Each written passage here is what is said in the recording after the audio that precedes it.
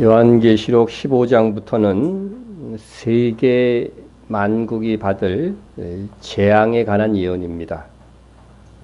또 하늘이 크고 이상한 다른 이적을 보매 일곱 천사가 일곱 재앙을 가졌으니 곧 마지막 재앙이라. 하나님의 진노가 이것으로 마치리로다. 그런데 이 마지막 재앙은 이스라엘에서 시작되든지 아니면 거의 동시에 이루어질 것입니다.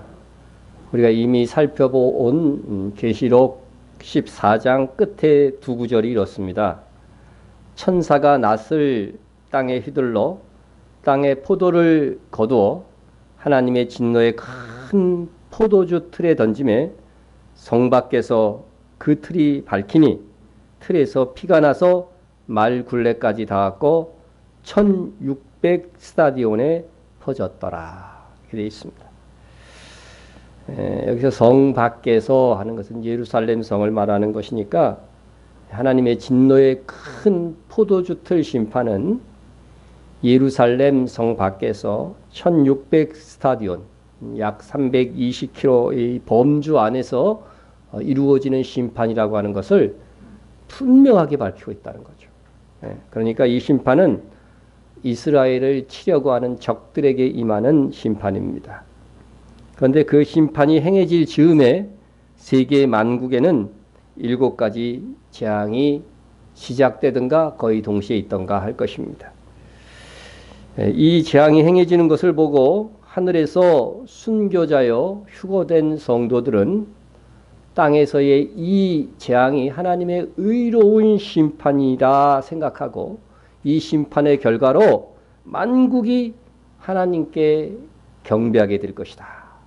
그래서 찬양하는 것이 2절에서 4절의 내용이었습니다. 5절 이하에서는 이제 1절에서 직접 이어지는 내용으로 마지막 재앙이 7 천사에게 위임되고 있는 장면을 그리고 있습니다.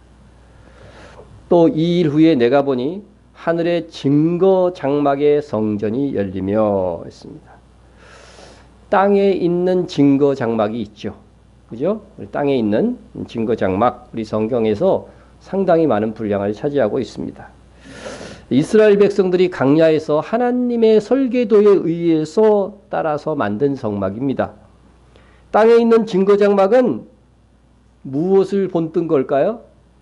하늘에 있는, 그죠? 하늘에 있는 증거 장막을 본뜬 것입니다. 여러분, 하늘에 있는 것이 항상 땅에서 현존하는 것이고, 하늘에서 법이 최종적으로 의롭다고 결정해야 천국에 들어갈 수 있는 것 같이 땅에서도 어떻게 해요?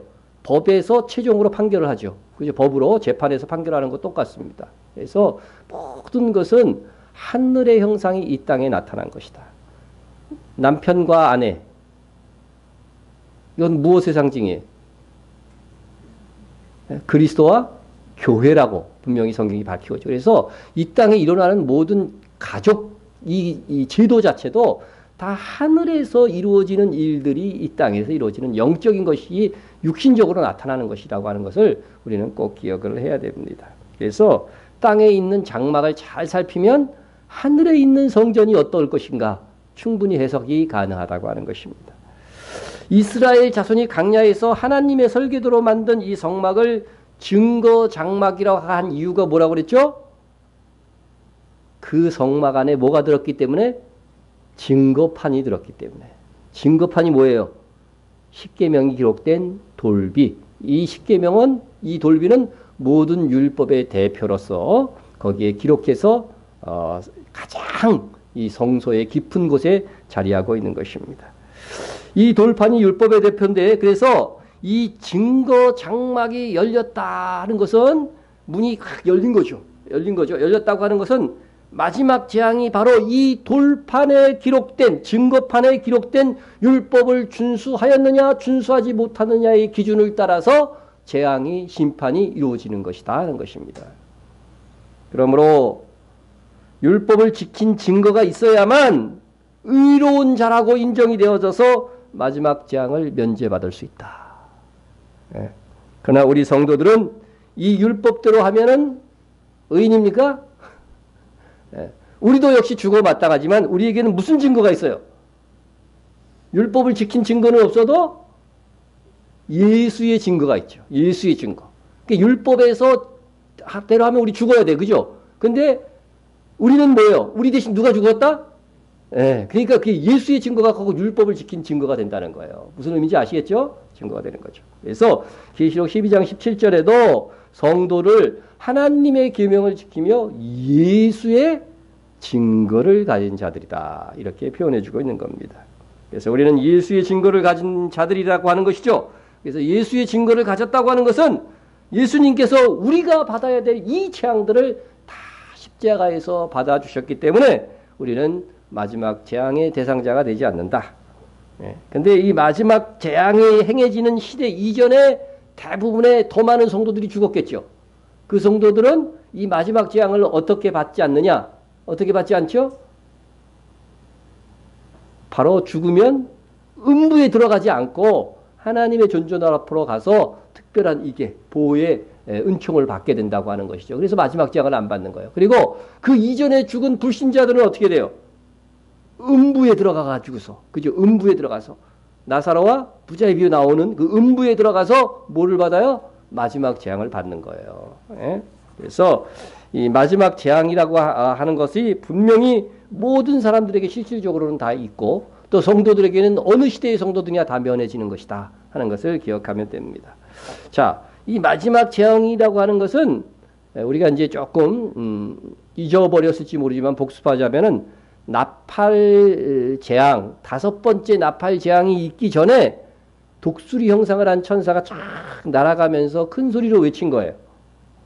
땅에 사는 자들에게 화가 있으리니. 하늘에 사는 자가 아니에요. 땅에 있는 자들에게 화가 있으리니 이는 세 천사들이 불어야 할 나팔 소리가 남아 있습니다. 그래서 5째 나팔이 종말의 이말 첫째 화이고 6째 나팔이 둘째 화이고 셋째 화는 뭐겠어요? 당연히 7째 나팔이 되겠죠. 7째 나팔. 그런데 이 셋째 화는 첫째, 둘째 화는 달라요. 최후의 재앙이기 때문에 무려 7개로 구성되어 있는 거예요. 7개로. 그래서 우리가 그 구조를 여러분 잘 보시면 됩니다. 5째 나팔 첫째 화, 6째 나팔 둘째 화, 7째 나팔이 셋째 화인데 셋째 화로 7대접의 재앙이 있다. 그것이 이제 16장부터 전개가 되는 것입니다. 자, 이 7개의 마지막 재앙을 가진 7천사들이 이제 7재앙을 시행할 이 천사들이 어떤 모습으로 하늘 성전에서 나오는지 한번 보시기 바랍니다. 7재앙을 가진 7천사가 성전으로부터 나와 맑고 빛난 세마포 옷을 입고 가슴에 금띠를 띠고 그랬습니다. 하늘의 진거장막이 싹 열렸어요. 정말 찬란하게 열렸는데 거기서 7천사가 쫙 나오는 거예요. 예? 천사하면 뭔가 좋은 소식이나 선물을 우리에게 주려고 우리를 돕는 역할만 하는 그런 천사, 그것만 우리가 기억하잖아요. 그러나 천사는 재앙을 일으켜서 하나님의 심판을 행하는 일도 하는 것입니다. 예? 여러분, 지옥이나 불못을 누가 운영할 것 같아요? 예? 1. 마귀, 2. 천사. 1번이에요, 2번이에요? 다 자신있게 대답 안 한가 보니까 한번 1번이라고 생각하는 사람 손 들어봐요. 마귀가 지옥을 운영한다고 있다. 2번 천사가 운영한다. 안 든 사람은 뭐야? 자신 없다는 거예요? 간혹 제가 좀 오래됐는데 제법 큰 교회예요. 큰 교회에서 새신자 초청을 하고서 이렇게 막 이제 연극을 하는 거예요. 연극을 하는데 이 지옥을 딱 그리는데 지옥에서는 지옥에 들어온 사람들을 불신자들을 막 마귀가 막 괴롭히는 거야. 막 괴롭히고 그런 장면들을 막 했더라고요. 그래서 그거는 야 저거는 목적은 좋지만 그걸 보고 또 믿을 사람도 있을지 몰라. 목적은 좋지만 저건 성경대로 지금 연극을 하지 않고 있더라. 성경의 내용을 잘못 고증하고 있구나 그렇게 생각이 됩니다. 그래서 많은 그림이나 또 연극 영화에서 이 마귀가 지옥에서 왕노릇하는 것으로 막 이렇게 그리고 있다는 것이죠. 이거는 정말 잘못된 겁니다. 여러분, 예수님께서 뭐라고 그랬냐면요. 지옥불에 누가 들어가느냐? 마귀와 그 사자들을 위하여 예비된 영원한 불, 이렇게 표현하고 있고요. 예? 가장 큰 목적은요. 불신자가 들어가는 것보다도 마귀하고 그 부하들, 귀신들 있잖아요. 예, 걔네들이 들어가는 거예요. 예? 예? 그 요한계시록에도 보면은요. 요한계시록에도 보면은 분명히 나와 있어. 또 그들을 미혹하는 마귀가 불과 유황부터에 던져지니 거기는 짐승과 거짓 선지자죠. 거짓 선지자도 있어. 적그리스도와 거짓 선지자죠. 그래서 거짓 사람도 있어. 세세토록 밤낮 괴로움을 받으리라. 예, 그러니까 여러분 이 천사는요. 어디까지? 지옥도 하나님의 지시에 의해서 운영하는 거지. 거기서 마귀가 왕노릇하면은요. 마귀는 좋게? 마귀는 정말 좋잖아. 거기서 왕노릇하고 막 사람들을 괴롭히고 자기 성량대로 막 사니까 얼마나 좋아 마귀가. 그런 게 아니에요. 마귀도 거기서 괴롭힘을 당하는 거예요. 천사들에 의해서 그 불모 속에서 고통을 당하는 것입니다. 그래서 우리가 그런 상식들도 잘 알아두어야 된다. 예. 근데 또 아는 게 병이 되는 경우가 많아. 그런 연극 보면서 은혜를 못 받아 나는. 다른 사람 막 흔들하는데 저건 아닌데. 예. 자, 7개의 각기 다른 재앙을 가진 7 천사들이 열려진 하나는 성문을 통해서 이제 차례로 나오고 있습니다.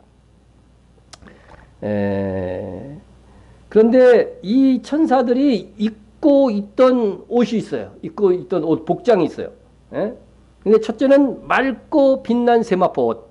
근데 가슴에는 또 금띠를 띄었다. 예? 여러분 성경에서 천사들이 입고 있는 옷을 이렇게 자세하게 묘사해 주는 것은 그 외형까지도 메시지를 주는 거예요. 메시지를 주는 겁니다. 그래서 여기에서 천사들이 입고 있었던 세마포 옷은 제가 계시록 19장에서도 어린 양의 신부들이 입는 옷도 세마포도로 나와 있더라. 어린 양의 신부가 누굴까요? 누굴까요? 나예요, 나. 이렇게 하니까 또 이제 목사님이라고 그러면 안 돼요. 우리가 다 어린 양의 신부다. 어린 양, 일단 그 구조를 봅시다. 어린 양의 혼인기약이 이르렀고 그의 아내가 자신을 준비하였으므로 그에게 빛나고 깨끗한 세마포 옷을 입도록 허락하였으니 이 세마포 옷은 성도들의 옳은 행실이로다 하더라 했습니다. 자, 이거는 오늘 주제하고는 조금 벗어났는데 미리 조금 공부하자고 한다면 중요해서 미리 공부하는 거예요. 이거 그때 공부할 때 다 기억해야 돼요. 예. 이 세마포 옷을 우리들이 입어요. 그죠? 어린 양의 신부 안 될 사람 나가시면 돼요. 바로. 예. 다 어린 양의 세마포 옷을 입는데 그 세마포 옷의 수준은 성도들의 옳은 행실에 따라 결정될 것이다. 이렇게 느껴지게 되잖아요. 이걸 읽으면은. 그죠? 예. 그런데 여기서 세마포 옷은 성도들의 옳은 행실이라고 했는데 이거는요. 여기서 성도들의 의라고 해야지 옳은 행실이라고 번역하는 건 이건 조금 제가 보기엔 작은 실수가 아니라 큰 실수라고 생각해요. 그래서 제가 헬라어 사전도 다 찾아봤어요. 이렇게 법정적인 의, 면제된 의를 뜻한다 이렇게 되어 있습니다. 그래서 여러분 이것은 예수의 피로써 얻은 의를 이야기하는 거예요. 그렇죠? 이 세마포 옷은 그래서 이 세마포는 성도들의 의다. 그래서 성도들이 행위를 통하여서 구원을 얻는 것이 아니라고 하는 거예요. 이거는 마치 그냥 성도들이 입는 옷은 세마포 옷은 성도들의 옳은 행실로 쟁취하는 것처럼 이렇게 번역이 되었어요. 그래서 뭐 킹제임스 버전이나 그런 것들은 제대로 됐더라고요. 근데 우리 개역 개정 성경들을 이렇게 보면서 하기 원문에 조금 빗나간 것들이 너무 많다 그런 생각들을 할 때가 있습니다. 자, 그런데 그것은 오늘 주제가 아니고 오늘 본문 15장 6절에서 천사들의 입은 세마포 옷과 예수님의 신부된 우리들이 입는 세마포 옷은 한글 성경으로는 똑같은데 헬라어 성경으로 보니까 다른 옷이더라고요. 보세요. 자, 그래서 천사의 옷은 세마포지만 리논이라고 돼 있고 우리 신부들 성도들이 입을 옷은 세마포인데 비스시노스라고 이렇게 되어져 있습니다. 이것은 다 사실은 세마포 옷의 종류이기는 해요. 종류이긴 하는데 하나는 천사들이 입은 옷은 더 고운 옷이에요. 더 고운 옷. 그리고 우리 신부들의 옷은 그거보다는 좀 덜한 그런 옷이다 이렇게 생각하면 됩니다. 자, 그런데 이 세마포 옷은 무엇이든 구약 시대에 누가 입었던 옷이냐면은 제사장이 입었던 옷입니다. 제사장이 입었던 옷입니다. 그래서 모두 이 천사들이 입었던 옷은 제사장의 속옷 종류로 사용된 것이고 겉옷 종류로 사용된 것은 성도들이 입을 옷으로 이렇게 묘사가 되었습니다. 따라서 지금 천사들은 제사장의 옷을 입고 등장하는 거예요. 제사장의 옷을 입고 등장합니다. 자, 그것을 여러분 꼭 기억하시고 또 뭐를 띄었어요? 금띠를 띠고 있었다. 금띠. 예, 그래서 금띠를 띈 것은 하나님의 영광 그리고 하나님의 왕되심을 의미합니다. 왕되심을. 그래서 계시록 1장에 예수님의 묘사가 나오는데 예수님도 금띠를 띠고 있는 거죠. 촛대 사이에 인자 같은 이가 발에 끌리는 옷을 입고 가슴에 금띠를 띠고 있습니다. 그래서 끌리는 옷이나 금띠를 띠고 금을 착용하고 있으면은요, 이것은 인자 같으신 예수님의 왕되심, 왕으로 오실 예수 그리스도를 보여주는 거예요. 그래서 구약 성경에서도 끌리는 옷을 입고 나올 때는 하나님이 어떻게 있냐면 보좌에 앉으셨어요. 왕이신 보좌에. 이렇게 이걸 볼 수가 있어요. 잠깐 그 구절을 봅니다. 오시아 왕이 죽도내 내가 본즉 주께서 높이 들린 보좌에 앉으셨는데, 보좌에는 왕만 앉는 거죠. 왕의 보좌에 앉으셨는데 그의 옷자락은 성전에 가득하였고 했습니다. 그래서 끌리는 옷과 가슴에 금띠는 예수님께서 입으시는 옷으로 묘사되고 하나님의 옷입니다. 예? 또 예수님은 오실 때에 면류관을 썼는데 무슨 면류관 썼을까요? 다이아몬드일까요? 금일까요? 예. 공중강림하신 예수님, 내가 보니 흰 구름이 있고 구름 위에 인자 같은 이가 앉으셨는데 그 머리에는 금 면류관이 있고 그 손에는 예리한 낫을 가졌더라 했습니다. 예. 예리한 낫은 뭐 하기 위해서요? 곡식을 거두죠. 예수님이 이거 예화로 다 사용하셨죠. 그죠? 성도들을 곡식에 비유했어요. 그래서 낫으로 곡식을 거둔다는 것은 뭐예요? 땅에 있는 모든 성도들이 이제 휴거시킬 것을 얘기하는 거죠. 그때에 휴거된 성도들에게 뭘 준다? 금면류관을 나눠주는 거예요. 금면류관을 나눠주는 거예요. 상급을 나눠주고, 그래서 이 상급을 받은 사람들은 주와 함께 왕로도 타게 되는 거예요. 그래서 이 금면류관을 나눠준다는 것은 왕권을 나눠준다는 것을 의미하는 것입니다. 자, 이로 보건대 천사들의 입은 의복은 결국은 제사장의 옷이고 또 왕권을 나타내는 금을 착용하고 있다는 거죠. 예. 이것이 무슨 의미일까? 무슨 의미일까? 예. 이것은 마지막 재앙으로 세상 나라를 심판하는 이 역할을 하는 이 천사들의 행위가 바로 이제 곧 천년 왕국이 시작되면 누가 할 행위다? 우리 성도들이 할 행위라고 하는 것입니다. 예. 여러분, 천사들은 제사장과 왕을 상징하는 의복을 입고 등장하여 일곱 재앙을 심판하는 이 일을 하는데, 예수님이 다스리는 천년 왕국이 되면 바로 이긴 자, 이긴 성도들이 제사장과 왕이 되어서 세상 사람들을 재판하고 심판하는 일을 하게 될 것이다. 네. 여러분, 그때에 10고을쯤 다스리기 바랍니다. 한 골만 다스리겠어요? 저는 10골 다스리려고 그래요. 여러분 한 골 다스리려고. 첫째 부활에 참여하는 자는 복이 있고 거룩하도다. 그러니까 부활한 다음에 있는 일이에요, 이것은. 그죠? 분명히 기억하세요. 그런데 그들이 하나님과 그리스도의 뭐가 돼요? 제사장이 돼요. 천년 동안 그리스도와 더불어 뭐한다? 왕노릇 한다는 거죠. 예. 그러니까 우리의 왕 하나님과 그리스도께 우리가 위임받아서 우리는 분봉왕이 되는 거예요. 분봉왕이 되는데 제사장이 되어서 왕노릇하는 거예요. 이게 여러분 특이한 겁니다. 예? 제사장은 하나님의 하나님께 나아가는데 백성을 대표해서 나가는 거예요. 그러니까 땅에서 하늘로 나가는, 그죠? 그러나 왕은 뭐예요? 하나님의 뜻대로 백성을 지도하는 거예요. 그렇죠? 그러니까 위에서 아래로 향하는 그런 직분이라고 하는 거죠. 그래서 하나는 방향성이 이 직분이 다 다르기 때문에 이 두 직분을 구약 성경에 보면은 한 사람이 절대 가질 수가 없었어요. 그렇죠? 그래서 이를 얼마나 하나님께서 엄격하게 구분했느냐면 우시아 왕 있죠. 우시아 왕. 선한 왕이에요. 성경에서 선한 정직히 행했다는 왕인데 이 왕이 제사장만 할 수 있는 분향하는 일. 그냥 분향하는 일을 하려고 하다가 어떻게 됐느냐? 어떻게 됐어요? 나병이 발병해갖고 죽진 않았어. 나병이 발병해가지고서 그때부터 아들에게 위임 정치를 할 수밖에 없었어요. 나비가 그래서 16년 동안 별처에 이렇게 거하면서 그냥 자기 아들을 시켜서 이렇게 통치할 수밖에 없는 그런. 우시아가 회개했을까요? 안 했을까요? 당연히 하나님 앞에 정직한 왕인데 회개했겠죠. 그래도 하나님께서 나병 안 고쳐주셨어요. 형벌은 형벌대로 받는 거예요. 예? 자, 그 다음에 또 있어요. 사울왕은 제사장만이 하는 제사를 드렸어요. 아예. 그래서 어떻게 했어요? 사무엘 선지자가 이 일로 인하여 너의 왕위가 빼앗기게 될 것이라고 했어요. 예.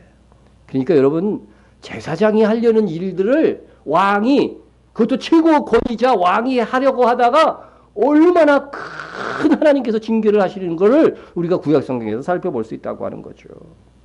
예. 예. 그런데 어떻게 돼요?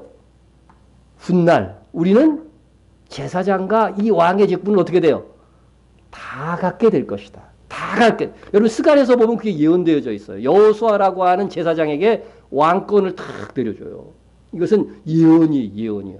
실제로 그때 왕권을 내려준 게 아니라 예언으로서 그렇게 한다고 하는 거죠. 그것은 바로 훗날 주님이 재림하고 우리가 부활하게 되면 우리는 제사장의 직분을 가졌지만 동시에 왕의 직분을 가질 것이라고 하는 예언이거든요. 예? 바로 천사들은 인류 역사의 마지막 재앙의 심판을 하나님께 위임받아서 시행하면서 제사장과 왕권을 상징하는 옷을 입음으로써 성도들에게 너희가 이제는 우리가 지금 하는 이와 같은 일들을 하게 될 것이다 하는 겁니다. 그래서요, 그때 이제 세상에 남은 사람들이 청년왕국에 동참하잖아요. 다 참여하잖아요. 그러면 잘못하면 어떻게 돼요? 우리가 재판해갖고 우리가 징계하는 거예요. 물론 누구의 뜻 안에서? 예수의 뜻 안에서. 그죠? 예수님이 위임한 왕권이니까. 예수님과, 그래서 성경에 예수님과 더불어 왕노릇하리라. 그렇게 돼 있는 거예요. 그냥 성도들이 왕노릇하리라 안 돼 있죠? 그리스도와 더불어 왕노릇하리라. 그렇게 기록되어 있는 것입니다. 자, 일곱 천사는 일곱 재앙을 하나님께로 부여받는데 직접이 아니라 네 생물 중 하나에게 전해받는 것을 오늘 우리가 본문에서 볼 수가 있어요. 네 생물 중에 하나가 영원토록 살아계신 하나님의 진노를 가득히 담은 금 대접 일곱을 그 일곱 천사에게 주니 이렇게 되어 있습니다. 여러분 이 네 생물에 대해서 좀 생각해요. 네 생물 중에 하나가 위임을 해주는데 이 네 생물이 누구냐? 네 생물이 누구냐? 우리 이공명 권사님이 이거를 곽병희 선생한테 물어봤다는 거 아니에요. 근데 지금은 잘 알고 계셔요. 지금 입술로 천사 이렇게 하셨어요. 그죠? 봐요. 여러분 귀합니다. 자, 여기서 일곱 재앙을 금대접에 나눠주는 네 생물 중 하나는 누구냐? 네 생물에 대해서 좀 살펴봅니다. 이거 다 복습하는 거예요. 보좌 가운데 보좌 주위에 네 생물이 있는데 네 생물은 각각 6날개를 가졌고, 이런 천사 중에 날개 없이 등장하는 천사들도 많죠. 그런데 이 네 생물은 몇 개의 천사? 몇 개의 날개? 6개의 날개를 가졌다는 거죠. 그들이 밤낮 쉬지 않고 이르기를 거룩하다 거룩하다 거룩하다 주 하나님 곧 전능하신 이여 전에도 계셨고 이제도 계시고 장차 오실 이시라고. 하나님의 보좌 앞에서요 찬양하는 일을 하는 것이 이 네 생물이야. 네 생물 천사. 그러니까 여러분 천사 중에서도 최고 천사가 뭐냐면 어디? 주님의 보좌 가까이 있는 천사일수록 아주 높은 천사예요. 높은 천사. 성경에 보면 그래서 스랍 천사, 그룹 천사 이렇게 나오잖아요. 그런데 이 네 생물이 누굴까? 네 생물이 누굴까? 여기서 잘 보면은요, 저는 성경을 이렇게 보면서 이번에 이 천사들이 구약 성경에 나오는 스랍 천사다. 그렇게 생각을 했어요. 왜냐하면 잘 보세요. 이 날개가 몇 개? 6날개를 가졌고 또 이르기를 거룩하다 거룩하다 이 3번 반복하면서 찬양하잖아요. 이게 똑같이 찬양한 그 천사들이요. 구약 성경에 나오는데 그게 스랍 천사더라고요. 봅시다. 내가 본즉 주께서 높이 들린 보좌에 앉으셨는데 그의 옷자락은 성전에 가득하였고 스랍들이 모시고 섰는데, 그죠? 스랍들이 모시고 섰는데 각기 날개 몇? 6날개 가진 천사는 여기밖에 안 나와. 구약 성경에 보면 6날개가 있어. 서로 불러 이르되 거룩하다 거룩하다 거룩하다 만군의 여호와여 그의 영광이 온 땅에 충만하더라. 여섯 날개를 갈았고 찬양하는 내용도 뭐예요? 거룩하다 세 번 반복하는 것도 똑같아. 요한계시록하고. 예? 그러니까 아마 이게 스랍 천사일 것이다 이렇게 생각이 됩니다. 이게 아주 찬양을 잘하는 천사였을 거야. 하나님 보좌 앞에서 찬양하니까 얼마나 찬양을 잘하겠어요. 예? 저는 죽어도 그건 잘 못할 것 같아. 정말. 예? 자, 그런데 이 네 생물이 보좌 주변에 밤낮 찬양을 한다고 했는데, 근데 요 네 생물이요, 네 생물은 각기 다른 얼굴을 가지고 있어요. 각기 다른 얼굴. 예? 무슨 얼굴 가졌을까요? 네 생물이 이렇게 조용하기도 드문데. 예, 예. 자, 무슨 얼굴 같아? 이렇게 이제 희미하게 잘 몰라요? 예, 무슨 얼굴을 가진 천사들인 것 같아, 네 생물은. 예? 사자 나왔습니다. 또, 독수리, 또, 소, 또, 사람. 예. 이걸 못 맞추면은, 그렇죠? 그런데 여러분, 이것은요, 예수님의 이 내생, 하늘의 뜻이 땅에서 항상 이루어진다고 그랬죠. 그죠? 이 내생물도 땅에서 이루어져야 돼요. 그게 뭐냐면, 이 내생물의 이 의미하는 바는 뭐냐면, 예수님의 사역이에요. 예수님의 사역. 예수님의 사역을 네 방향으로 이렇게 볼 수 있는 거예요. 그죠? 네 방향으로 볼 수 있다. 그래서 성경에 보면은요, 요거 잘못 그려졌어. 누가 잘못 그려놨어. 예? 그래서 이제 제대로 해놨구나. 사복음서가 나와 있는데, 마태복음은 원래 여기 독수리가 그려져 있죠? 근데 사자복음이라고 그래요. 사자복음. 예, 사자복음이라 해서 왕의 복음이다. 이렇게 얘기하고, 그 다음에 누가복음은 사람복음, 마가복음은 소복음, 종의 형, 그죠? 종으로서의 그리스도를 얘기해 주고 있고, 그 다음에 요한복음을 독수리복음이라고 합니다. 이거 좀 그림이 잘못됐네. 제가 다른 데서 인용하다 보니까. 그래서 독수리복음이라고 해갖고, 독수리처럼 이렇게 깊은 내용, 예수님의 신성, 그죠? 누가복음은 예수님의 사람이니까 인성의 모습을 가리키는 거, 그죠? 강조하는 거, 이렇게 해서, 나타내는 겁니다. 그래서 왜 복음서가 똑같은 내용이 막 네 군데 있지? 그런다 그것을 교훈하고자 하는 방향이 틀린 거예요. 방향이 틀린 겁니다. 그래서 마태복음은 사자복음이기 때문에 왕이신 예수님. 그래서 다윗의 아들로 오신 예수 그리스도를 밝히는 거예요. 그래서 처음부터 다윗의 자손이 나오죠. 우리나라 성경에는 아브라함과 다윗의 자손이 돼 있죠. 근데 원문에는 그렇지 않아요. 다윗과 아브라함의 자손이에요. 다윗이 제일 먼저 와 있다고요. 그래서 14대로 나누는 것도 뭐라고 그랬어요? 다윗의 이름이 숫자로 하면 14라고 그랬죠. 그렇죠? 그래서 다윗의 원래 이름이 다비드 그랬죠. 세 글자. 그래서 3대로 14대씩 3대로 나누죠. 세 개로 나눠갖고 예수님의 족보를 설명하는 것들도 다윗 왕을 의미하는 거예요. 그래서 왕이신 그리스도, 왕으로 오신 그리스도를 강조하는 거라고 제가 여러 번 가르쳤어요. 그죠? 여러 번 가르쳤습니다.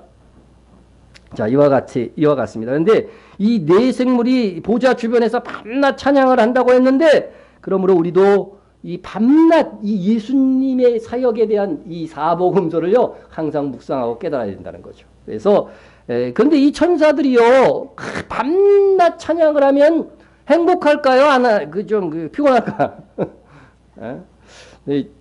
성경에 보면 막 예배하고 그럼 우리가 부활해가지고서 하나님의 나라에 가면 하나님의 나라에서 막 찬양하고 그러는 것들을 굉장히 많이 그리고 있잖아요. 근데 밤낮 찬양하면 여러분 이거 뭐 좋을 것 같아요? 지금 여러분의 기분으로. 1시간 정도는 내가 참겠는데 이 밤낮 이게 하면은 이거 정말 피곤하겠다. 불쌍하다. 그런 지금 우리나라에서도 52시간 이상 노동 못하게 막 만드는데 이게 너무 과로사시키는 게 아니냐, 밤낮 하면 예수님께서 천사들을. 그러나 그렇지 않습니다. 우리는 뭐를 갖고 있어요? 지금 연약한 육체를 갖고 있어요. 그죠? 그러나 이 천사들은요, 우리 눈에 혹시 보일지라도 그 사람들은 육신을 갖고 있는 게 아니에요. 그죠? 아무리 사역을 하여도 피곤한 게 아니에요. 그래서 이 천사들은 밤낮 찬양할수록 너무너무 행복한 거예요. 이 천사들 자체들도. 우리가 나중에 이제 부활해서 주님이 다스리는 이제 지온산에서 이제 예수님이 탕취하시면은요, 우리도 순번에 따라서 가게 돼요. 가서 거기서 예수님을 찬양하는 일들을 하는데, 그때가 무슨 순간? 가장 행복한 순간이 될 거예요. 예수님께 정말 진짜로 그 직접 찬양 드리고 예배하고 그러는 순간이 가장 행복한 순간이 될 것입니다. 그래서 우리가 이게 밤낮 찬양한다고 하는 것들을 혹시 이건 굉장히 정말 힘든 일이다. 천국 가고 싶지 않다. 가끔 그런 말을 저한테 한 사람이 있어서 생각나서 미리 말씀을 드립니다. 절대로 찬양하고 그러는 이 일들이 정말로 가장 큰 기쁨과 즐거움이 될 것이다 하는 것입니다. 자, 그런데 이 내생물은 찬양하는 사역이 주 사명인 것 같지만 이 내생물은 요한계시록에 보면 하나님의 메신저 역할도 계속하는 것을 볼 수가 있어요. 하나님 존존해서 하나님의 말씀을 직접 전하는 거죠. 직접 전하는. 근데 이 내생물 중에 하나가 바로 하나님의 메신저로서 하나님의 진노를 담은 이 금 대접을 나눠주는 겁니다. 제가 이제 내생물 중에 하나라고 해서 이제 사자 얼굴을 한 이 천사를 화면에 띄워놨는데 사자 얼굴을 한 천사가 줄런지 사람 얼굴을 한 천사가 줄런지 독수리 얼굴을 한 소 형상을 한 천사가 줄런지 그거는 잘 모릅니다. 하여간 하나님의 진노가 가득 찬 금 대접을 줍니다. 그런데 여기서 사용되는 이 대접 있잖아요. 그죠? 이 대접은 팔라스라고 하는 이 단어인데 그냥 집에서 쓰는 그릇을 가리키는 게 아니에요. 성전에서 쓰는 그릇. 하나님을 섬기기 위해서 성전에서 쓰는 그릇을 가리키는 것입니다. 거기에다가 금 대접이니까 성전에서도 더 귀한 그릇입니다. 이 그릇에 무엇이 담겨져 있습니까? 하나님의 진노가 얼마큼? 가득히 담겨져 있어요. 네? 자, 그럼 여기서 조금 이제 방향은 좀 다르지만 요한은 금 대접에 하나님의 진노가 가득 차 있는 것을 어떻게 알았을까? 이게 영적인 눈이 안 떠져 있으면 볼 수 있는 거예요, 없는 거예요? 볼 수 없는 거죠. 진노를 어떻게 봐요? 하나님의 얼굴이 지금 보이는 것도 아닌데. 사도 요한이 네 생물 중 하나가 7 천사에게 금 대접을 주는 환상을 볼 때 그 대접에 하나님의 진노가 가득히 담겨져 있다고 하는 것을 알게 하신 이는 하나님이십니다. 우리는 이처럼 영적으로만 깨달을 수 있는 것이 있어요. 이는 영적인 사람이 아니면 이해할 수도 없고 알 수도 없는 것입니다. 여러분 영적인 사람입니까? 육적인 사람입니까? 수준은 그렇게 높지 않아도 그래도 여러분 무슨 사람이에요? 영적인 사람이에요. 영적인요. 여러분 그걸 뭘로 알 수 있느냐? 2000년 전에 십자가에서 돌아가신 예수님을 나의 죄를 위하여서 돌아가신 분으로 믿는다고 하는 것은 이건 영적인 사람이 아니고서는요 알 수도 없고 이해할 수도 없고 그래서 도저히 믿을 수도 없는 거예요. 이걸 어떻게 믿어요? 이걸 어떻게? 그러나 우리는 의심 없이 믿고 있어요. 그러니까 육적인 사람은 이걸 이해를 못하는 거야. 쟤네들 2000년 전에 죽은 예수가 자기를 위해서 죽었다고 그러는데 야 정말 저거 말도 안 되는 우리가 그들의 입장이 이해가 돼야 안 돼요. 이해는 되지. 근데 우리는 뭐예요? 믿어지거든. 왜 그래요? 영적인 사람이라고 그래요. 하나님의 영이 함께 하시니까 믿어지는 거예요. 이거 기가 막힌 거죠. 이것이 우리가 믿음으로써 받은 가장 큰 은혜인 겁니다. 그리고 그러나 우리가 다 같이 영적인 사람이라 할지라도 고린도전서 3장에 나오듯이 신령한 자가 있어요. 같은 영적인 사람인데도 신령한 자가 있어요. 그래서 영적 성숙도에 따라서 믿을 수 있고 볼 수 있고 느낄 수 있는 것이 다르다고 하는 겁니다. 우리는 영적으로 민감한 사람이 되어야 됩니다. 그러기 위해서는 더욱 기도하는 사람이 되어야 되고 하나님의 말씀을 사랑하고 그 말씀에 집중할 수 있는 사람이 되어야 돼요. 경건의 삶을 통해서 영적인 성숙도가 쌓여질수록 다른 사람이 알 수 없는 하나님의 세밀한 음성과 뜻과 사명까지도 분별하고 캐치할 수 있게 되는 것입니다. 사도 요한은 밤모섬에 기양하면서 뭐 했겠어요? 그 시간에 그 남는 많은 시간 동안 하나님과 교제하면서 성숙한 영성을 가지게 되었고 그래서 그는 지금 금대접에 담긴 하나님의 진노까지도 볼 수 있는 눈을 가졌던 것입니다. 예수님께서도 귀 있는 자는 성령이 교회들에게 하시는 말씀을 들을지어다. 여러분들의 교회의 일원이잖아요. 다. 성령께서 지금 말씀하시고 있는 것이 있다니까요. 여러분 듣고 있어요? 듣고 있어요? 그래서 우리가 성령께서 우리 안에서 하시는 말씀을 들을 수 있는 민감성을 가져야 됩니다. 우리가 세상에서 얼만큼 잘 되고 잘 됐느냐 못 됐느냐 그것보다도 내 안에 계신 성령께서 하시는 말씀을 들을 수 있는 영성을 구해야 됩니다. 너희 안에서 행하시는 일은 하나님이시니 자기의 기쁘신 뜻을 위하여 너희에게 뭘 두고? 소원을 두고 행하게 하시나니. 그러니까 하나님께서 우리 안에서 뭘 일으키신다고 하나 자기의 뜻을? 하나님께서 하시고 싶은 일을요. 우리의 마음속에서 소원으로 일어나게 하시는 거예요. 소원으로. 우리 교회에서 또 하나님이 하시고자 하시는 일들을 우리 교회의 소원으로 불러일으키는 거예요. 예? 그래서 그 일을 하나님께서 하시게 하시는 겁니다. 예? 근데 우리 안에 계신 이는 누구셔요? 하나님이라고 했지만 실질적으로는 성령님이죠. 예? 성령님은 하나님의 가장 깊은 것이라도 통달한다고 성경에 돼 있어요. 그 성령께서 하나님의 소원을 일으키는 겁니다. 예? 그런데 우리가 맑고 깨끗한 영성을 가지지 못해서 하나님의 소원을 깨닫지 못하고 또 때로는 긴가민가 할 때도 있는 거죠. 예? 여러분 금대접이 되시기 바랍니다. 그래서 정말 깨끗한 그릇이 되면 하나님의 뜻을 잘 분별해서 그것을 수행할 수 있는 그릇이 되고 우리가 볼 수 없는 것들도 보통 사람들이 볼 수 없는 것들도 우리는 볼 수 있게 되는 것이죠. 예? 그래서 다시 이 금대접. 그래서 우리는 금대접이 되어야 된다. 그런데 이 금대접은 성전에서 하나님을 섬기기 위한 그릇이라고 했는데 그래서 우리는 뭐예요? 구약 시도를 하면 성전에서 쓰여지는 그릇이고 오늘날로 하면 어디서 쓰여지는 그릇이에요? 교회에서. 그죠? 교회에서 쓰여지는 그릇이다 하는 것입니다.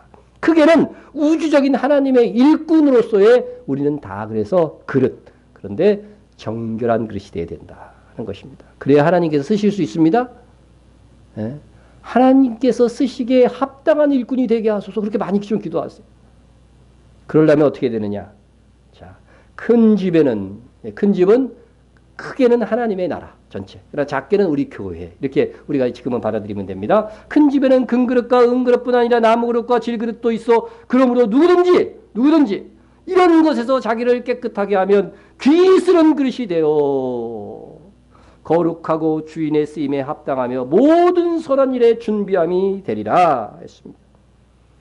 여러분은 금그릇이에요, 은그릇이에요? 아니면 나무그릇이에요, 질그릇이에요? 저는 가만히 생각해봤는데 나무그릇 정도 되는 것 같아요. 막 쓰시는 것 같아요, 하나님께서. 그래도 안 깨져. 질그릇은 깨지기라도 하지 않아요. 나는 안 깨져, 그래도. 금그릇, 은그릇처럼 사용하는 분들도 있어. 그러나 그것이 여기서 중요하다고 그래요?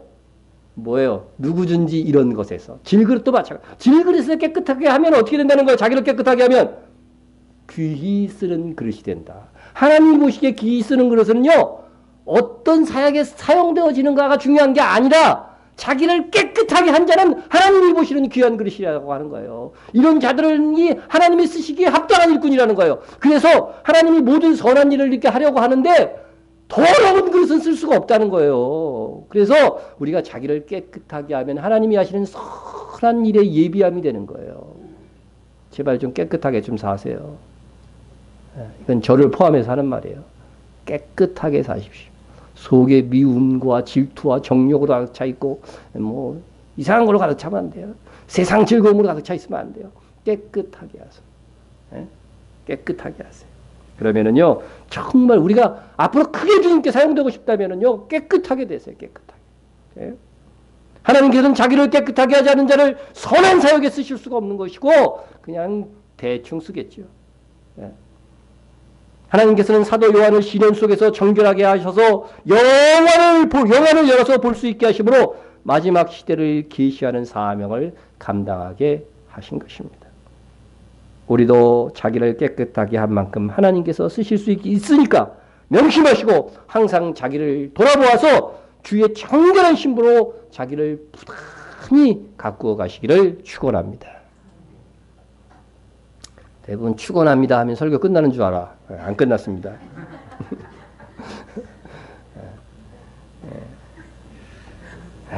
하나님의 진노가 가득히 담겨진 금대접을 네 생물 중 하나가 천사에게 줍니다. 그런데 이 귀한 금대접에 하나님의 진노가 가득히 담겨지기까지는 좀 사연이 있어요. 사연. 모든 일은 그냥 이루어지는 것 같지만 그 앞에 모든 사연들이 있잖아요. 네 생물은 하나님의 보좌 주변에서 하나님을 섬기되 금대접을 가지고 섬기고 있었습니다. 원래부터. 보세요. 그 두루마리를 취하심에 네 생물과 24장로들이 그 어린 양 앞에서 엎드려 각각 검은 고와 향이 가득한 뭘 가져요? 금대접을 받았으니. 금대접에 향이 있는데 거기에는 이 향이 이것도 영향을 열어서 본 거예요. 이 향은 뭐라고요? 성도들의 기도들이라.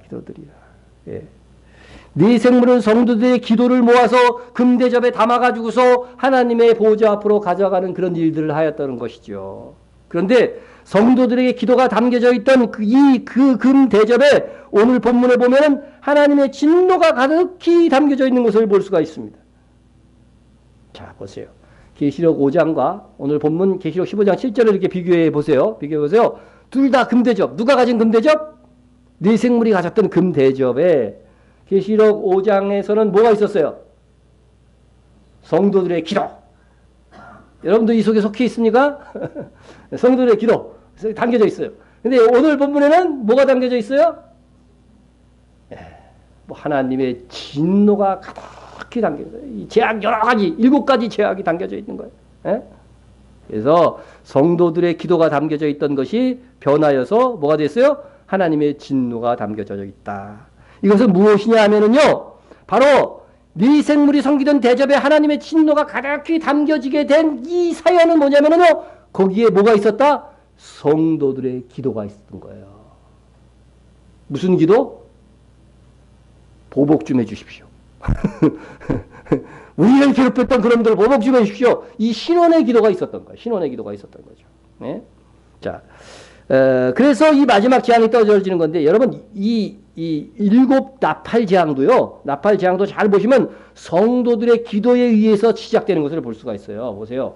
향연이 성도들의 기도와 함께 천사의 손으로부터 하나님 앞으로 올라가는지라. 그죠? 역시 이 성도들의 기도가 막 향처럼 이렇게 하늘로 올라갔다는 거예요. 그러니까 천사가 향로를 가지고 제단불을 담아다가 땅에 쏟음에, 땅으로 촥 쏟음에 우리와 음성과 번개와 지진이 나더라 했습니다. 그래서 이 성도들의 기도 때문에 뭐가 일어나요? 일간 나팔을 가진 7 천사가 나팔 불기를 준비하더라.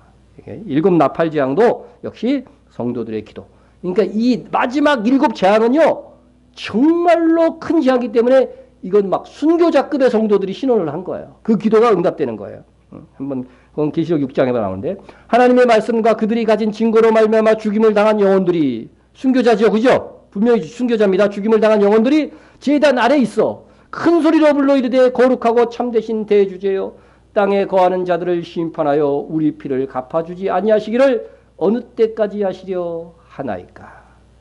여러분, 누가 나를 부당하게 괴롭히면 하나님께 심판을 청구하는 것은 그냥 잘못이 아니에요. 이 순교자들이 지금 땅에 거하는 자들, 그죠? 나를 죽였던 그들을 이거 원수를 갚아주지 않기를 언제까지 하시겠나이까 막 이게 기도를 합니다. 예? 그래서 하나님의 응답이 어땠다고요? 아직 잠시 동안 쉬되 그들의 동무종들과 형제들도 자기처럼 죽임을 당하여 그 수가 차기까지 하라 하시더라. 이 말씀을 보면은 마지막 때 거의 예수님이 그 재림하실 때 가까웠을 때에는 순교자의 수를요, 이 분위기가 어떻게 돼요? 엄청나게 주님 계획해 놓고 있다니까요. 그러면은 모두 많을 것이다? 박해도 극심할 거라고 때가 되면요. 그래서 이 예수 믿는 사람들에 대한 이 적대감이요, 세계 곳곳에 이제 번져갈 거예요. 예? 그리고 유대인들에 대한 그건 반유대주의도 막 번져갈 거고요. 우리가 역사를 이 성경 안에서 봐야 돼요. 성경 안에서. 예? 자, 그래서 여러분, 하나님 보시기에 진정한 대부흥은 뭐냐면요, 바로 이 순교자가 많이 양산되는 것이 오히려 뭐예요? 하나님 앞에서는 대부흥인 거예요. 죽기까지 충성하는 성도들이 나오는데 이게 대부흥이죠. 예? 그래서 이 대부흥의 시대는 두 증인의 시대, 곧 유대인과 이방인이 하나 되는 두 촛대의 시대에 그러한 일들이 크게 시작될 것입니다. 그죠? 유대인하고 이방인이 지금까지는 어떻게 해요? 다 따로 놀았잖아요. 근데 우리가 유대인들을 우리가 막 교회를 보자, 4번째 교회를 지금, 그죠? 세워가고 있는 중인데 이렇게 해서 어떻게 하나 되어가는 거예요. 하나 되어가는 거예요. 어? 두 촛대, 두 촛대. 촛대는 성경에 분명히 뭐라고 돼 있어요? 교회라고 돼 있거든요. 그러니까 이 두 촛대는 이방인 교회와 유대인 교회가 하나가 되어져 가지고서 이제 나아갈 그때에 뭐가 일어나요? 대부흥이 일어나는 거예요. 그러나 대부흥에 이르러서 대박해도 일어나는 겁니다. 예. 그래서 그 대부흥과 함께 일어나는 이 순교자가 굉장히 양산될 것인 것이죠. 그래서 이 순교자의 수가 다 차고 나면은 주님이 공중 강림하실 것이고 세상 나라는 마지막 재앙을 맞이하게 될 것이라고 하는 것이 성경의 예언인 것입니다. 그때 순교에서 올라간 사람들이 오늘 2절과 4절에서 하늘에서 찬양 부르고 있는 거예요. 휴거된 성도죠. 휴거된 성도들, 그러나 순교자가 또 부활해서 휴거된 성도들도 있을 것입니다. 예? 이렇듯 하나님의 진노의 심판이든 하나님의 놀라운 부흥을 일으키는 일이든 뭐가 있어야 돼요? 항상 성도의 기도가 있어야 돼요. 기도가. 예. 이렇게 보면 성도의 기도가 놀랍게도 하나님을 움직이는 것 같아요. 성도의 누구는 하나님도 움직인다 그러잖아요. 엄밀히 얘기하면 틀린 말이죠. 사실은. 그죠? 예. 사실은 실상은 하나님께서 먼저 기도하는 성도들을 불러일으키는 거죠. 하나님이 행하실 일들을 위해서 기도하는 성도들을 불러일으켜요. 그리고 나서 성도와 함께 그 일을 해나가시는 겁니다. 예? 그러므로 우리가 하나님께 소원으로 주시는 일을 위해서 우리가 뭐부터 해야 돼요? 기도부터 해야 돼요. 기도가 우선이에요. 예? 그리고 그 일을 하면서도 계속해서 기도해야 됩니다. 예? 그러면 하나님께서 기도하면 우리를 통해서든지 또 다른 손길을 통해서든지 하나님의 역사를 이루어 가시는 것입니다. 예? 우리가 기도함으로 하나님의 역사에 동참할 수 있습니다. 여러분 지난 일주일 동안 얼마큼 기도했어요? 1시간 이상 기도하신 분 손 들어보라고 할까요? 이건 제법 있을 것 같아서. 예, 예. 그죠? 예, 그래도 참습니다 제가. 예, 주님은 근데 다 헤아리고 계십니다. 헤아리고 계십니다. 여러분 기도함으로 하나님의 역사에 동참할 수 있고 그것이 우리의 영광이고 하늘의 상이 될 것입니다. 특별히 마지막 시대에 주님 다시 오실 길도 우리가 기도함으로 예비할 수 있습니다. 우리는 마지막 세상 나라의 최심판까지도 좌우할 수 있는 기도의 제물이 될 수 있어요. 예? 그러므로 우리가 하나님께서 우리에게 주신 소원을 따라 기도하는 것은 놀랍게도 하나님의 큰 일에 동참하는 가장 중요한 핵심 과제인 겁니다. 절대로 돈 없어가지고서 하나님의 일을 못한다고 할 수 없어요. 가장 중요하게 여기는 일이 무슨 일? 기도하는 일이에요. 주님 다시 오셔서 우리에게 상 주실 때에요. 별로 하찮게 보이는 성도가 큰 상을 얻게 되는 것을 보게 될 것입니다. 누구일까요? 기도하는 성도예요. 예? 우리가 어떤 그릇이 될 것인가?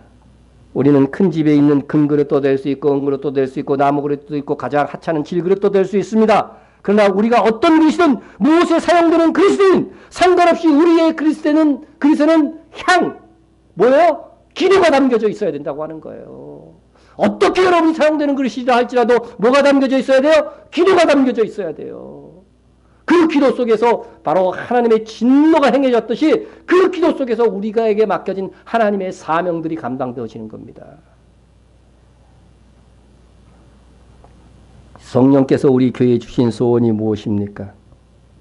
여러 가지가 있지만 현재 주된 것은 이스라엘 선교입니다. 이것을 위해서 기도하는 성도가 되십시오. 정말 간절히 기도하는 성도가 되세요. 기도 시간이 부족하신 분은 밥 먹을 때는 기도하잖아요. 그때도 안 해? 나가세요 그럼. 밥 먹을 때 기도할 때도 그때라도 잠시 기도하세요. 그래서요 저의 마음에 그런 소원이 생겼습니다.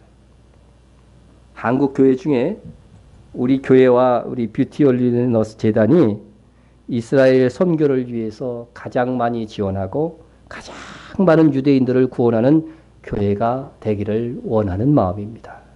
예? 허황되게 보이십니까? 예.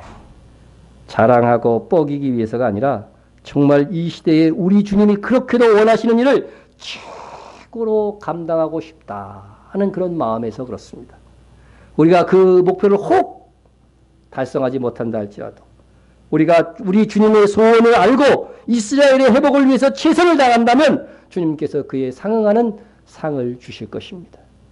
그러나 저는 우리의 제 마음속에 생긴 비전이 그냥 생긴 것이 아니기 때문에 하나님께서 이루실 때가 있을 것이다. 믿습니다, 저는. 예?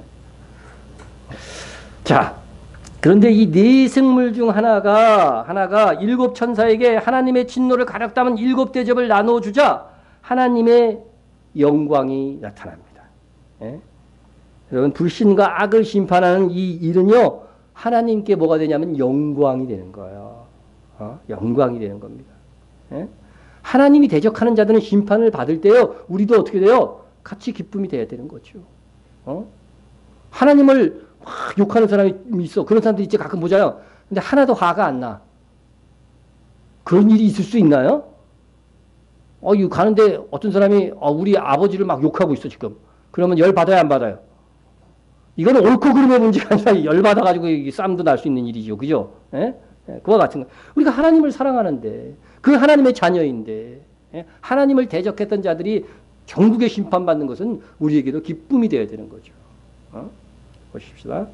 하나님의 영광과 능력으로 말미암아 성전의 연기가 가득 참했습니다. 여러분, 구약 시대에도요, 하늘 성전에서뿐만 아니라 땅에 있는 성막에도 구름, 여기서 연기라고 번역을 했지만 사실 구름과 같은 거죠. 그죠? 이 구름이 크게 찰 때가 하나님의 영광이 내리는 것이었어요. 그렇게 구약 성경에도 그렇게 표현을 했단 말이죠. 회중이 모여 모세와 아론을 칠 때에 회막을 바라본즉, 회막이 성막입니다. 구름이 회막을 덮었고 여호와의 뭐가 나타났다? 영광이 나타났더라 했습니다. 자, 하나님의 종 모세와 아론을 막 치려고 해요. 그죠? 막 치려고 해요. 이것은 어떤 것으로 우리가 이제 적용하면 되냐면 마지막 시대에 하나님의 백성들, 예? 하나님의 참된 지도자들, 예? 뭐 두 증인, 모세와 아론 두 사람이었으니까 두 증인을 어떻게 돼요? 돌로 치고 실제로 죽이잖아요. 그죠? 죽이는 일들이 발생합니다. 기원되어져 있어요. 이 그리스도인들, 정말 이스라엘과 함께 데려가는 참된 이방인 교회들, 이런 교회들이 박해를 받아요. 핍박을 받게 됩니다. 오히려 조롱거리가 됩니다. 그럴 때에 누가 나타나요? 여호와의 영광이 나타날 거예요. 여호와의 영광이 최고로 나타나는 것은 예수님의 강림이고 거기에 뭐예요? 이어지는 재앙인 거예요. 재앙인 거죠. 그래서 이때에도 모세가 아론을 막 이스라엘 백성들이 치려고 그래요. 그때 뭐가 나타났어요? 하나님의 영광이 나타났는데 그때부터 하나님의 진노로 연병이 일어나는 거예요. 연병. 그래서 모세와 아론이 다급해가지고서 야 빨리 속죄하라 그래가지고서 향로를 가져다가 속죄를 했지만 그리고 나서 그렇지만은 바로 그 연병으로 죽은 자가 몇 명이었느냐? 14,700명이라고 성경이 기록되어져 있습니다. 그와 같은 방법으로 성전의 연기가 가득 차면서 하나님의 영광이 나타나서 마지막 일곱 대접 재앙이 시작되는 것입니다. 그러니까 다 그 모형이 어디에 있어요? 구약 성경에 있는 거예요. 예? 이때는 14,700명이 죽을까요? 여기는 전 세계를 이제 대상으로 하니까 아마 그때는 수억, 수십억의 인구가 죽게 될 것입니다. 하나님의 영광과 능력으로 말미암아 성전의 연기가 가득 차매 일곱 천사의 일곱 재앙이 마치기까지는 성전에 들어갈 자가 없더라. 일곱 천사가 성전에서 나왔습니다. 그들의 사명은 일곱 재앙으로 땅에 거하는 자들을 심판하는 것입니다. 그 일이 마치기까지는 성전에 아무도 들어갈 수가 없습니다. 실제로 구약 성경에도 여호와의 영광이 성전에 탁 임하고 구름으로 임하잖아요. 그러면은 모세나 아론도 못 들어갔다니까. 아무도 못 들어갔다. 이런 모형도 다 구약 성경에 있는 거예요, 사실은. 예? 자, 이에 하늘의 천사라도 하늘 성전에 하나님의 영광으로 가득 차 있으므로 들어가지 못하는데 성전에 들어갈 수 없다고 하는 이 말은요, 두 가지 방면으로 그 의미를 받아들일 수 있습니다. 첫째는 일곱 재앙이 행해질 때는 아무도 회개하고 구원받을 자가 없을 것이다 하는 것입니다. 여러분, 성도도요, 예수 믿고 죽으면 죽기 직전에도 예수 믿고 죽으면 어디 가요? 하나님의 나라로 가는 거죠. 하나님이 성전이 있는 그곳으로 가는 거예요. 누구나 다. 에? 그러나 마지막 재앙의 시기에는 아무에게도 믿음이 선물로 주어지지 않는다는 거예요. 오직 심판만 있지 회개나 긍휼이 없을 것이라는 거예요. 이것만 봐도요, 우리가 구원은 하나님께서 믿음을 선물로 주셔서 받는 거예요. 이 시기에는 하나님께서 믿음을 선물로 주지 않는 시기, 최후의 심판의 시기이기 때문에 아무도 더 이상 성전으로 들어갈 자가 없다고 하는 것입니다. 그래서 여러분 가장 지독하고 처절한 심판은 뭐냐면요. 다시 기회가 없는 거예요. 더 이상 기회가 없고 심판만 있는 겁니다. 예? 그래서 지금도요 가장 불쌍한 사람은 혹 아무리 부자라고 해도요 구원받지 못한 사람이에요. 불쌍한 겁니다. 예? 가족 중에 아직 구원받지 못한 성도가 있으면 들어가면서 불쌍한 것 그러세요. 불쌍한 것. 불쌍한 사람 천지예요 지금. 예? 자, 성전에 들어갈 수 없다는 또 하나의 의미는 뭐냐면 일곱 천사들도 그들에게 주어진 일곱 재앙을 행하기까지는 하나님께서 계신 하늘 성전에 들어갈 수 없다는 것입니다. 마치 모세와 아론도 들어갈 수 없었던 것처럼. 예, 그래서 천사들은 그들에게 주어진 사명을 땅에서 반드시 실행하고 나서야 성전으로 복귀할 수 있는 거예요. 하늘 성전으로 복귀할 수 있습니다. 이는 하나님께서 마지막 재앙을 반드시 이행하실 것이라고 하는 결연한 의지의 표현이기도 한 것입니다. 일곱 천사들과 같이 우리도 마찬가지입니다. 우리도 각자마다 하나님께서 계획이 있어서 이 땅에 보냄을 받은 자들입니다. 하나님의 주신 사명을 감당하지 않고서는 하나님의 품으로 갈 수가 없어요.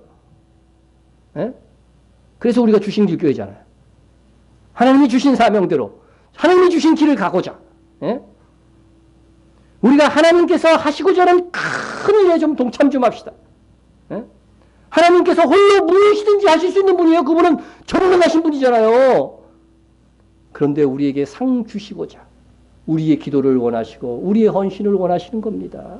정말 우리의 죽도록 충성하라 그래서 우리 괴롭히려고 그러는 게 아니고 우리의 영원한 상급 주시려고 우리를 사랑하셔서 그렇게 하라고 하시는 거예요. 예? 왜 이걸 모릅니까? 예?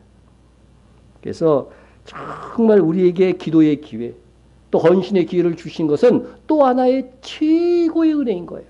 최고의 은혜. 예? 우리 하나님께서 우리 가운데 일으키신 소원 거룩한 사명을 죽기까지 감당할 각오를 합시다. 지일에는 죽을 것처럼 하면서 하나님의 일은 대충 하려고 하면 안 됩니다. 예? 우리 교회와 우리 각자에게 주신 거룩한 소원을 이루기까지는 죽지 않겠다는 결의와 헌신을 해야 돼요. 예?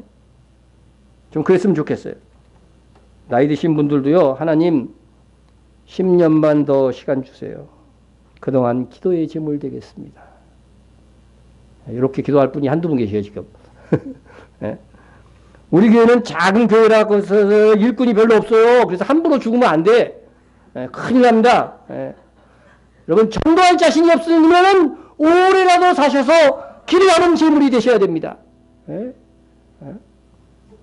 어떻게 해서든지 살아가지고서요. 무엇으로라도 선교를 위해서 기도하고 사명 감당해야죠.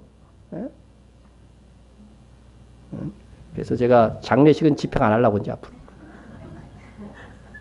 계속 사세요, 그냥. 그러려면 또 뭐 안 걸려야 돼?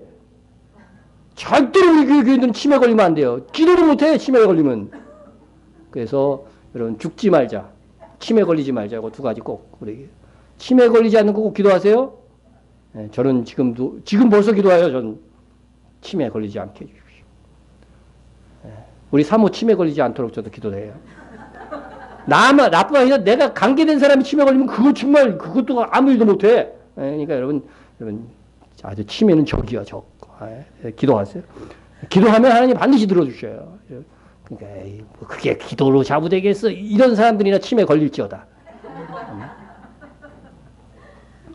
하나님께서 여러분의 마음의 소원을 익히셨습니다. 단지 우리가 각자의 영성에 따라서 민감하게 체득하고 있는 분이 있는가 하면 세상 관심이 많아서 둔감한 차이가 있을 뿐입니다.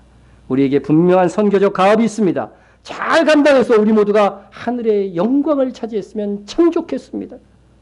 오 하나님께서 우리에게 주신 사명을 감당하기까지 우리를 이 땅에서 살게 하시기를 원합니다. 하나님께서 주신 사명을 마치기까지 우리는 하나님께서 계신 성전에 들어갈 수 없다. 없다. 우리 통성으로 기도하겠습니다. 하나님의 의로운 심판을 믿고 감사드리십시오. 예? 우리에게는 상급이 되고 저들에게는 큰 재앙이 될 것입니다. 우리의 생명이 다하기까지 선교적 사명을 감당하겠습니다. 예, 우리가 죽도록 충성하기를 기도로 충성하기를 다짐했으면 좋겠고요.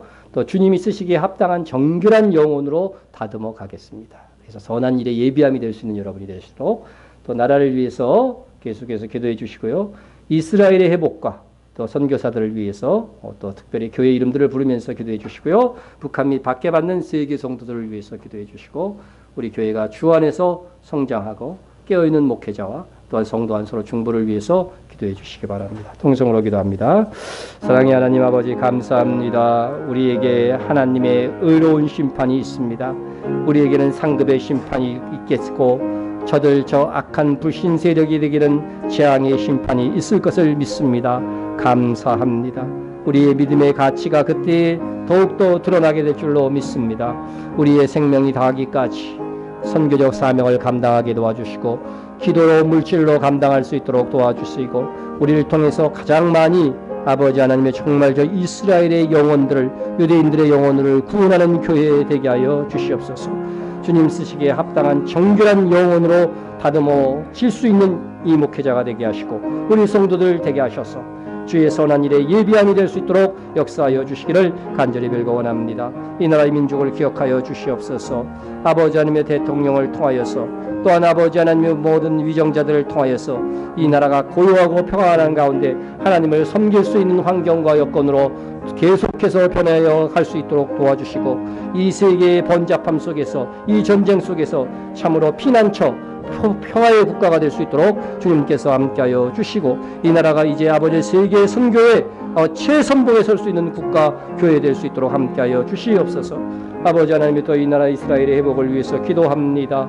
아버지 하나님 이스라엘의 느타라교회, 리존네지얼교회, 라마트간교회, 나할리아교회 다 축복하시고 다 사랑하여 주시기를 간절히 빌고 부흥성장하는 교회로 삼아 주시옵소서. 또한 아버지 하나님 각자 선교의 현장 속에서 수고하는 여러 선교사들이 있습니다. 마음을 다하고 뜻을 다하여 충성 헌신할 수 있는 저들을 다 되게 하여 주시옵소서. 아버지 하나님의 세계에 박해받는 성도들이 있습니다. 아버지 하나님 아직도 북한 땅에 예수를 믿는 믿음 때문에 강제 수용소에서 몰래 피해서 또한 예배를 드리는 성도들이 있습니다. 그들의 믿음을 지켜주시고 강건케 하여 주시고 하늘의 상으로 충만케 하여 주시옵소서. 세계에 박해받는 성도들도 끝까지 믿음을 지키게 도와주시옵소서.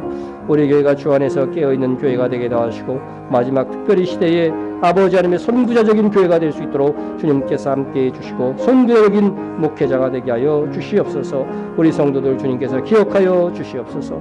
주 안에서 항상 깨어있게 도와주시고 열심히 있는 성도들 다 되어지게 하여 주시옵소서. 예수님의 이름으로 기도드립니다. 아멘.